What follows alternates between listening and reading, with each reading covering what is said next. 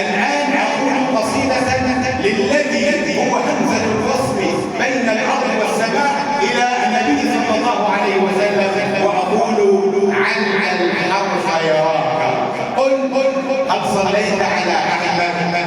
شاهدت بنومك ذا الفرقة؟ إن كنت رأيت سراجا صفني بالشعر جمال محمد. إن كنت رأيت سراجا صفني بالشعر جمال محمد، تتخيل قافية المشهد، شمس قمر حسن أوحد، الكل يزين عينيه ذا بالفطرة لا بالمرود، الكل يزين عينيه ذا بالفطرة لا بالمرود، والنور يتوج خديه، حسن رباني يتورد، والأنف الشاهد منتصب بين العينين فيتهجد، ليس طويلا ليس قصيرا، طوبى للشاهد والمشهد.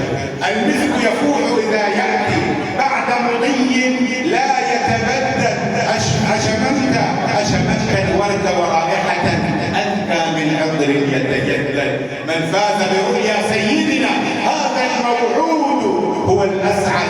أتوضأ وأوضب شعري، أنغامي تحت تتنهد، وينام إلى القبلة حرفي، وينام إلى القبلة حرفي، عل الحرف يراك ويشهد، لكن غيوم ذنوبي تحجب نور حلاك الأمجد.